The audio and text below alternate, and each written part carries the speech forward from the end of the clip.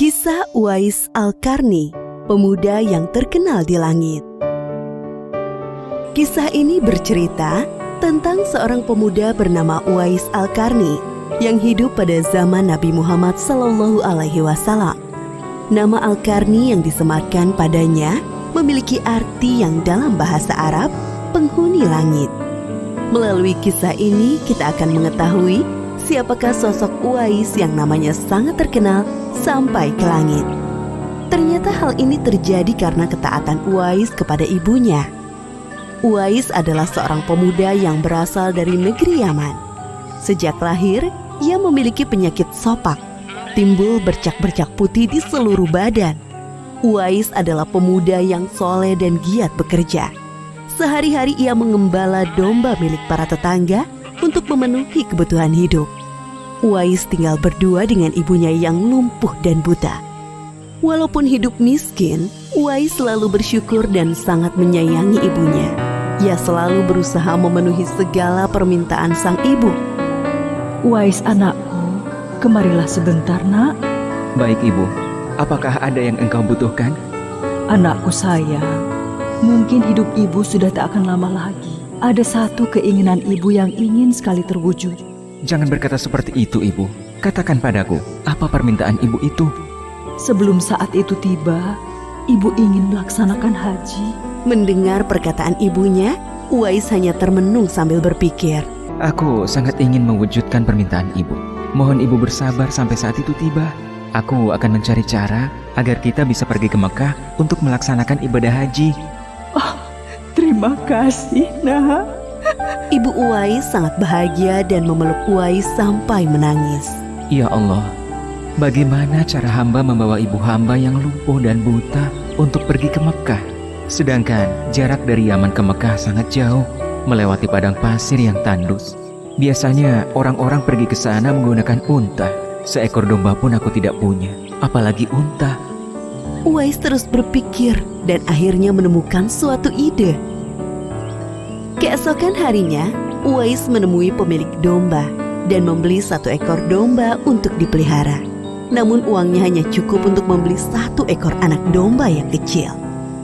Setiap hari Uwais menggendong anak domba itu naik turun bukit. Orang-orang yang lewat tertawa melihat tingkah Uwais. Hei, coba lihat Uwais itu. Apa yang dilakukannya dengan anak domba itu? Dasar orang aneh.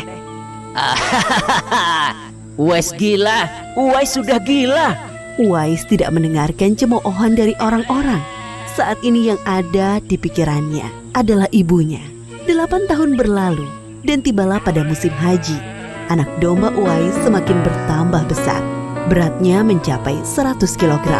Begitu pula dengan Uwais. Badannya semakin kekar dan bertenaga. Berkat latihan setiap hari, beban berat yang dipikulnya tidak terasa lagi.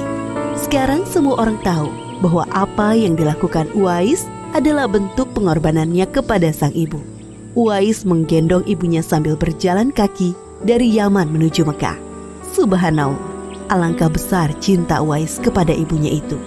Sesampai di Mekah, Uwais tetap menggendong ibunya untuk bertawaf di Ka'bah. Di hadapan Ka'bah, ibu dan anak itu berdoa. Ya Allah, ampunilah semua dosa ibuku. Bagaimana dengan dosamu anakku? Dengan terampuninya dosa ibu, maka ibu akan masuk surga. Cukuplah ridho ibu yang mengantarkanku ke surga. Allah Subhanahu wa Ta'ala mendengar percakapan ibu dan anak laki-lakinya. Seketika itu penyakit sopak yang dideritanya sembuh. Hanya tertinggal 1 bulatan putih di telapak tangannya. Terima kasih ya Allah. Sekembalinya dari Mekah, Uwais meminta izin kepada ibunya untuk pergi ke Madinah. Uwais ingin sekali bertemu dengan Nabi Muhammad SAW. Dengan berat hati, ibunya mengizinkan Uwais berangkat. Setelah urusanmu selesai, cepat pulang ya nak. Sesampainya di Madinah, Uwais segera mencari rumah Nabi Muhammad SAW. Setelah menemukan, ia mengetuk pintu dan mengucapkan salam. Keluarlah istri Nabi, Aisyah radhiyallahu anha, seraya membalas salamnya.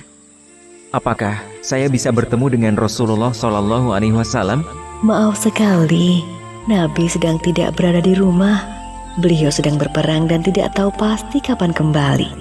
Mungkin sebulan atau beberapa bulan lagi.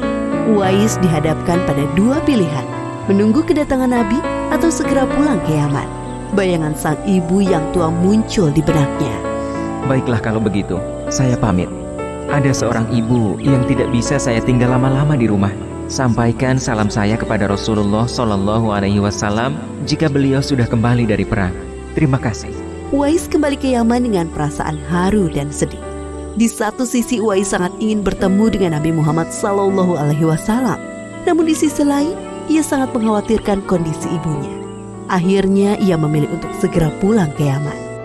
Peperangan telah usai dan Nabi Muhammad Shallallahu Alaihi Wasallam pulang ke Madinah. Aisyah radhiyallahu anha menceritakan perihal pemuda yang mencari beliau. Nabi mengatakan bahwa Uwais adalah pemuda yang sangat taat kepada ibunya. Karena ketaatan kepada ibunya itu, nama Uwais sangat terkenal di kalangan penduduk langit. Seperti yang tersebut dalam hadis Sahih Muslim Syarah An-Nawawi nomor 2542, dikatakan bahwa sebaik-baiknya tabi'in adalah Uwais Al-Qarni. Saat Nabi Muhammad Sallallahu Alaihi Wasallam berbincang-bincang dengan Umar bin Khattab dan Ali bin Abi Thalib, beliau menceritakan tentang sosok Uwais. Apabila kalian bertemu dengan Uwais, mintalah doa dan istighfar kepadanya. Dia adalah penghuni langit. Perhatikan di telapak tangannya ada tanda berwarna putih. Dulu sejak lahir ia menderita penyakit sopak. Namun atas kesalehan dan ketaatan kepada ibunya, Allah Subhanahu wa Ta'ala menyembuhkan penyakitnya. Sampai pada akhir kematian Uwais, terjadi hal yang menggemparkan.